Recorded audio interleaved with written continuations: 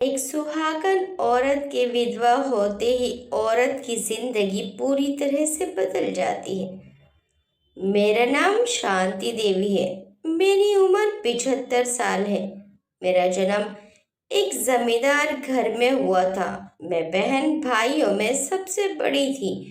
मेरे दो भाई और दो बहन हैं। जब मैं पैदा हुई थी तो मेरे होने से पहले मेरे कई भाई और बहन पैदा होते ही मर गए थे। मेरे पैदा होने पर मुझे घर से दूर बाहर भेज दिया गया था ताकि मैं मरने से बच जाऊं। मुझे 1 साल तक घर से दूर रहकर पाला पोसा गया और 1 साल के बाद अपने घर वापस लाया गया। उसके बाद मेरे दो भाई और दो बहन भी हुए। मेरा बचपन बहुत लाड़ प्यार में गुजरा। मैं अपने बाबूजी की लाडली थी। बाबूजी मेरी हर जिद हर फरमाइश पूरी करते थे। मैं जो भी मांगती थी वे हमेशा मुझे दिला देते, कभी मना नहीं करते थे। जब मैं 10 साल की थी तब अचानक एक दिन मेरे बाबूजी की तबीयत बहुत ज़्यादा खराब हुई और वे हमें इस दुनिया में अकेला छोड़कर चले गए। उनके इस दुनिया से जाने के बाद मेरी दुनिया बिल्कुल बदल चुकी थी। मेरी माँ बाबूजी के गम में बिस्तर से लग गई थी और अपने छोटे बहन भाइयों की जिम्मेदारी मुझ पर आ गई थी क्योंकि मैं सबसे बड़ी थी। मेरी माँ को इस सदमे से बाहर निकलने में काफी समय लग गया। मैं घर का सारा काम काज करती, भोजन बनाती, अपने छोटे बहन भाई और अपनी माँ को खिलाती। जब तक माँ धीरे धीरे इस सदमे से बाहर निकली तब तक मैं एक जिम्मेदारी संभालने वाली कामकाजी लड़की बन चुकी थी। मेरा बचपना कहाँ चला गया मुझे पता ही ना चला। 14 बरस की हुई तो माँ ने मेरी शादी कर दी क्योंकि उस जमाने में लड़कियों की शादी 13-14 बरस की होने पर ही कर दी जाती थी। शादी के समय मुझे बहुत घबराहट हो रही थी। मुझे अपने घर से किसी और के घर भेजा जा रहा था। मैं अपना घर, बहन, भाई और माँ को छोड़कर उस घर में कैसे रहूंगी, यही सोच सोच कर मेरा दिल बैठा जा रहा था। शादी से पहले मैंने अपने पति का चेहरा नहीं देखा था। एक लंबा घूंघट चेहरे पर डाल दिया गया था। मेरी डोली जाकर एक बड़ी हवेली के आगे रुक गई। मैं अपने गांव से दूसरे गांव में आ चुकी थी। डोली में बैठे हुए चुपके से झांक कर मैंने उस बड़ी सी हवेली को देखा तो मैं अचंभे में पड़ गई। ये तो हमारे घर से भी बड़ा घर था। मुझे अंदर ले जाया गया। मेरी सास, दोनों जेठानी, दोनों ननंद, बुआ सास, मामी सास और कुछ औरतों ने मेरी मुंह दिखाई की और बाकी सब रस्में की और मुझे मेरे कमरे में ले जाकर बैठा दिया। तब पहली बार मैंने अपने पति को देखा था। शादी की सुबह ही मेरा हाथ लगाने की रस्म हुई जिसमें पहली बार मुझसे खीर बनवाई गई। मेरी दोनों जिठानी बहुत तेज तर्रार स्वभाव की थी। उन्होंने मेरी खीर को नाम रखना शुरू कर दिया। मेरी बड़ी ननद ने भी नाम रखना शुरू कर दिया, जबकि छोटी ननद सरल स्वभाव की थी और उसे खीर बहुत ही पसंद आई। मेरी सास ने ना तो मेरी तारीफ की और ना ही मेरी बुराई की। हाथ लगने के साथ ही उस घर में मेरे काम करने की शुरुआत भी हो चुकी थी। दोनों जेठानी सास के पीछे मुझ पर हुक्म चलाती थी। उम्र कम होने के कारण मैं उनको कुछ भी नहीं कहती थी। मेरी बड़ी ननद बहुत तेज स्वभाव की थी। वे भी मेरे हर काम में कमी निकालती रहती थी, परंतु उनको भी मैं कभी कोई जवाब नहीं देती थी। मेरी बड़ी ननद की शादी 1 साल बाद कर दी गई और वह अपनी ससुराल में चली गई। मेरी छोटी ननद के साथ मेरी खूब बनती थी। फिर 1 साल के बाद मेरी छोटी ननद की शादी भी कर दी गई और वह भी अपनी ससुराल चली गई। मेरे ससुर जी बहुत ही अच्छे स्वभाव के थे, बिल्कुल मेरे बाबूजी की तरह थे। कभी कोई शिकायत नहीं करते थे और ना ही कभी कुछ कहते थे। पूरे घर में मेरी सास का ही हुक्म चलता था, किसको क्या देना है, किससे क्या लेना है, घर में क्या बनेगा, कौन कहाँ जाएगा, कौन सा काम कैसे होगा, कब होगा, ये सब कुछ मेरी सास ही देखती थी। मेरी दोनों जेठानी बस सासू माँ से ही डरती थी। कोई भी काम खराब हो जाता तो दोनों जिठानी सारा दोष मेरे ऊपर डाल देती थी कि इसने खराब किया है। मेरे ससुर की बहुत सारी जमीन थी। मेरे दोनों जेठ और मेरे पति खेती बाड़ी का ही काम करते थे।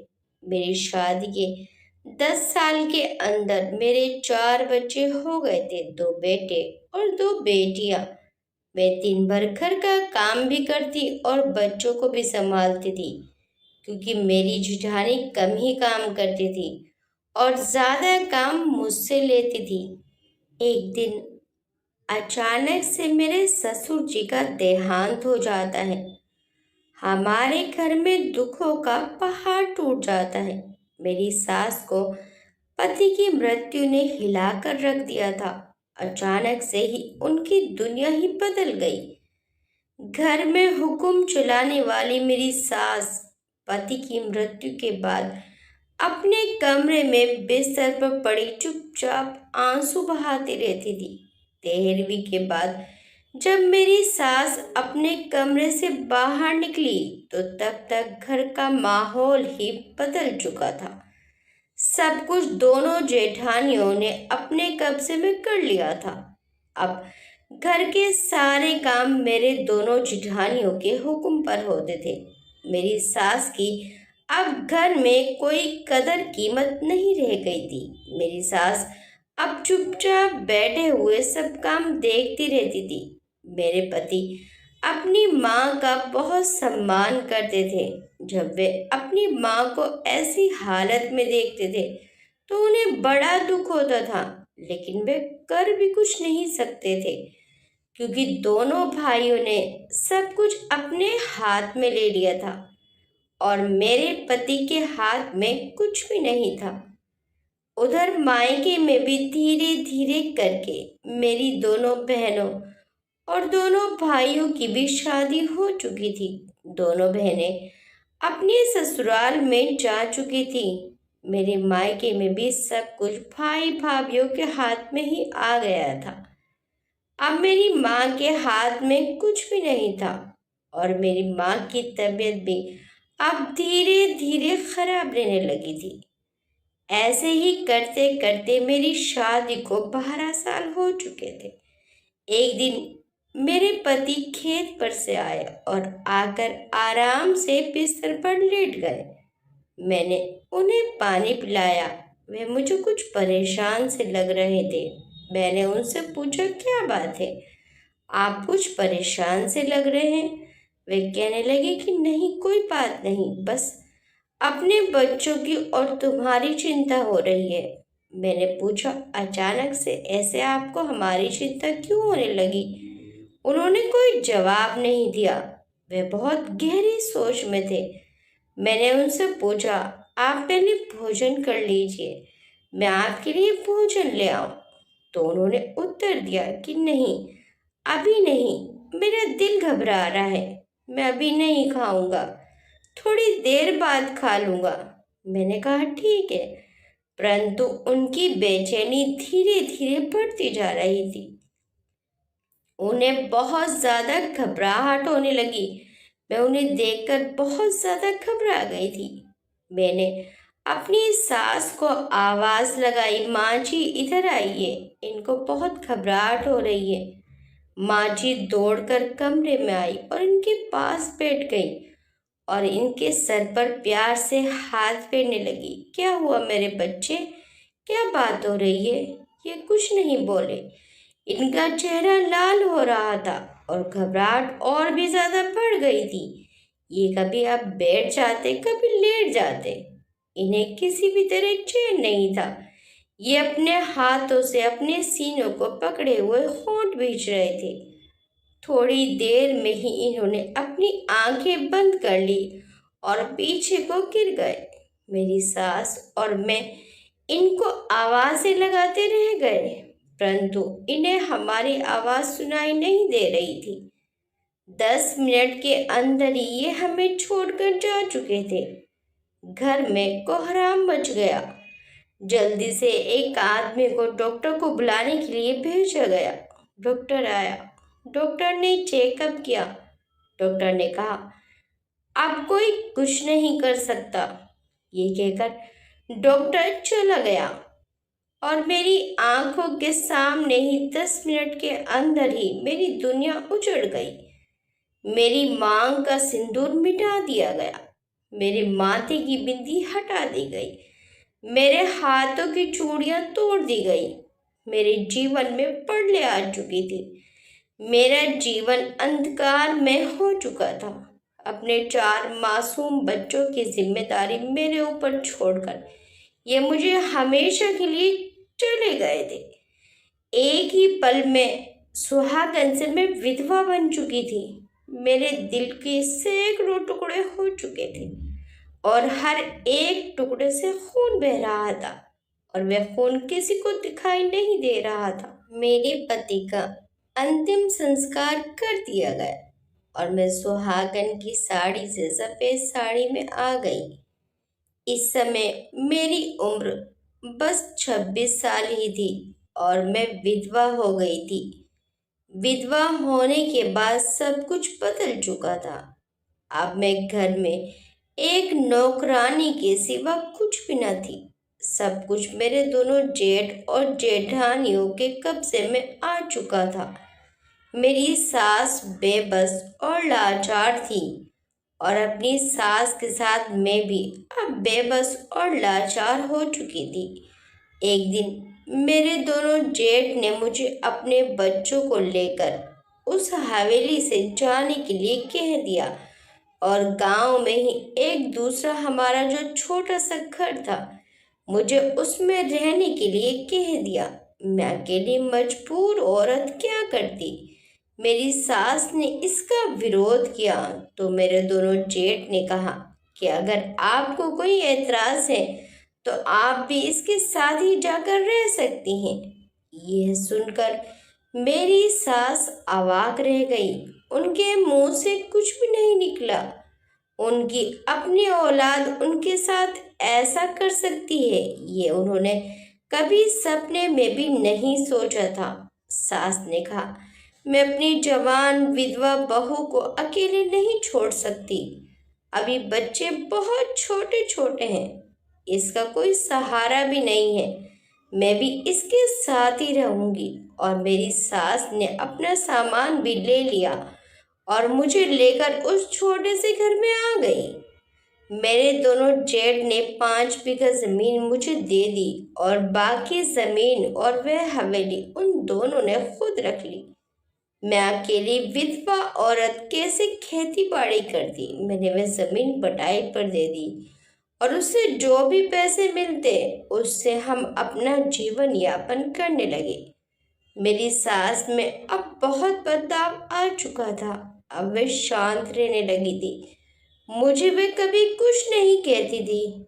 उन्हें मुझे देख देख कर बहुत पीड़ा होती थी। एक तो पति के जाने का गम, ऊपर से जवान बेटी के जाने के गम से वे पूरी तरह टूट चुकी थी।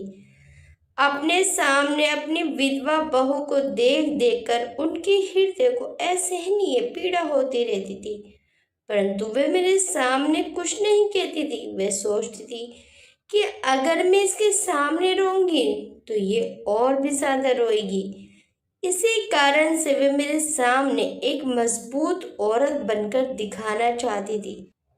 मेरी दोनों नंदे भी उस बड़ी हवेली जाने की बजाय मेरे इस छोटे से घर में ही आया करती थी। मेरी बड़ी ननद की भी अब आंखें खुल चुकी थी।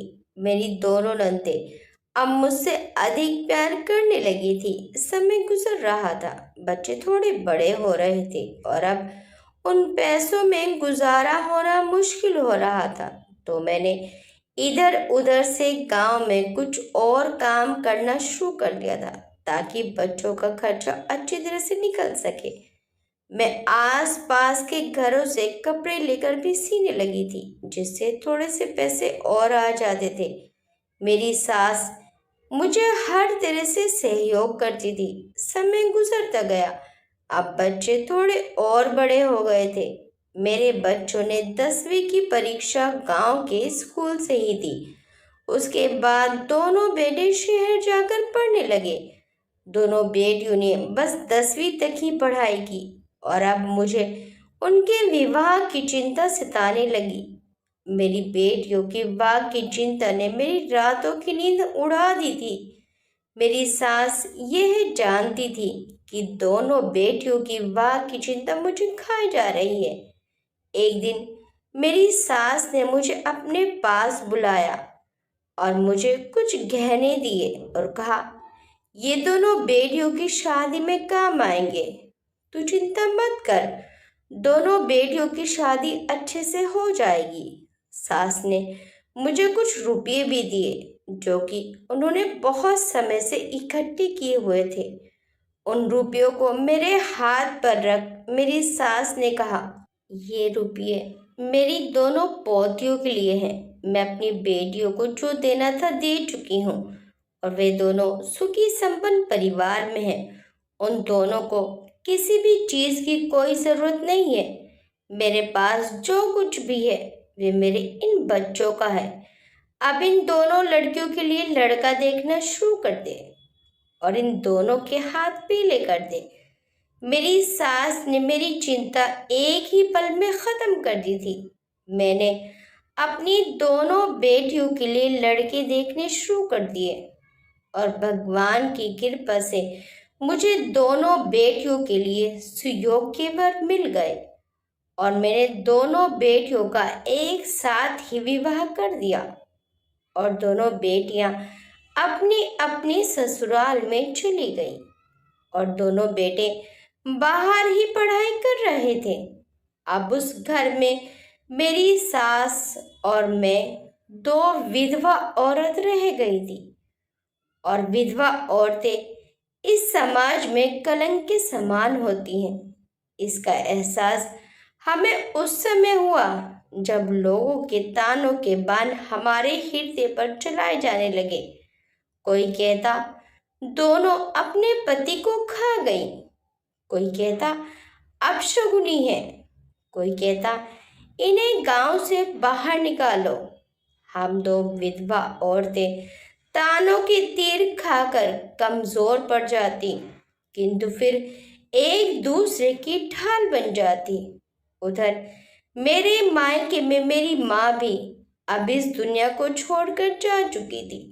मेरी बहनें कभी कभी मुझसे मिलने आ जाया करती थी। मेरे दोनों भाई अपने अपने बीवी बच्चों में व्यस्त हो चुके थे। मेरे दोनों भाई कई कई साल में मेरे घर आते थे। मेरा भी मायके में अब कभी कभार ही जाना होता था।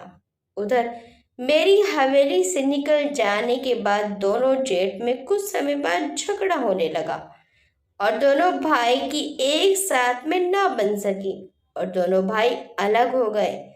जमीन भी दोनों भाइयों ने आधी आधी बांट ली, परंतु कर्म के फल इंसान को इसी जन्म में भुगतने पड़ते हैं। दोनों जेठ के पास दो दो बेटे थे। बेचारों बच्चे आवारा निकल गए। पूरा दिन गांव में आवारागर्दी करते फिरते, किसी भी काम को हाथ नहीं लगाते थे। वे बच्चे अपने माता पिता का सम्मान भी नहीं करते थे। धीरे धीरे बच्चे और ज्यादा गलत रास्ते पर चल पड़े थे और सारी बुरी आदतें उनके अंदर आ गई थी। माँ बाप की धन दौलत वे गलत कामों में खर्च करते थे। दोनों जेठ ने अपने बच्चों की शादियां ये सोचकर कर दी कि शादी के बाद ये सुधर जाएंगे, परंतु उनमें कोई बदलाव नहीं आया। अभी तो जो घर में बहुएं आई थी उन्होंने दोनों जेठ जेठानियों को जीना हराम जरूर कर दिया था। चारों बच्चों ने अपने माँ बाप से जबरदस्ती जमीन अपने नाम करा ली थी और धीरे धीरे सारी जमीन बेचकर ठिकाने लगा दी थी। अब मेरे दोनों जेठ के पास कोई भी जमीन नहीं थी, बल्कि अब हवेली के बिकने की भी नौबत आ गई थी। सो ऐसा ही हुआ। उनके नकारा बच्चों ने वो हवेली तक बिकवा डाली थी। वे लोग किराए के घर में जा चुके थे, जिनका किराया देना भी उनको पहाड़ जैसा लगने लगा था। दोनों जेठों की मजदूरी करने की नौबत आ गई थी। मजदूरी करके अपना पेट पालने लगे थे। फिर एक दिन ऐसा भी आया, मेरी ढाल, मेरा हौसला, मेरी सास भी मुझे इस दुनिया में अकेला छोड़कर चल बसी। उनके देहांत से मुझे गहरा सदमा पहुंचा कि मेरी भूख ये गायब हो चुकी थी। मेरी बेटियां कभी कभार आकर मेरा हाल चाल जान लेती थी, किंतु बेटे तो बाहर पढ़ाई करने क्या गए थे। वे तो बाहर के ही होकर रह गए थे। शादी करके बाहर ही बस चुके थे। कभी एक साल में आकर अपनी शक्ल दिखा जाते थे। धीरे धीरे ये भी कम होता गया। धीरे धीरे सबका साथ छूटता रहा। बहुत कुछ पीछे रह गया, बहुत कुछ आगे निकल गया।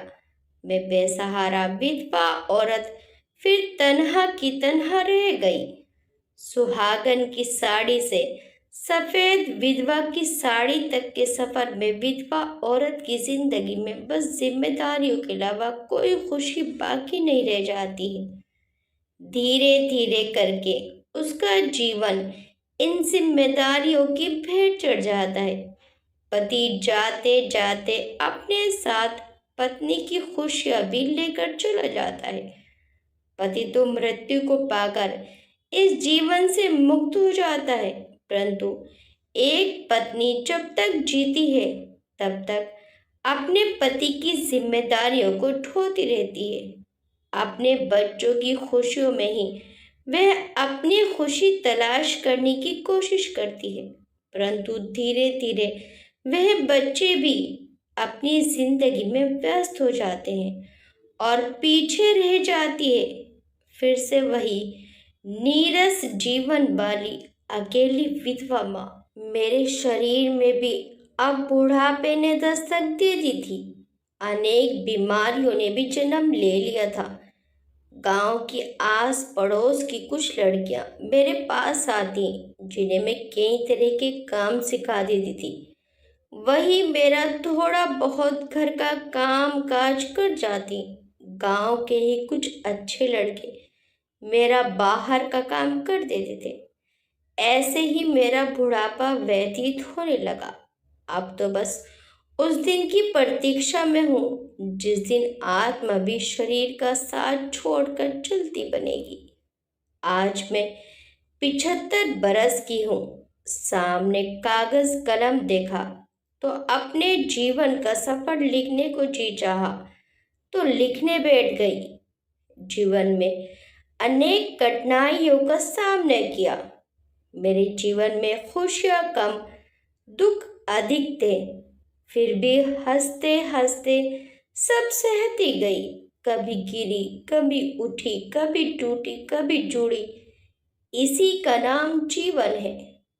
जीवन का कटु सत्य यही है कि अंत में मनुष्य अकेला ही रह जाता है। वो अकेला ही इस संसार में आता है, अकेला ही इस संसार से जाता है। माता पिता, भाई बहन, सास ससुर, पति, बेटा बेटी, एक दिन सबका साथ छूट जाता है।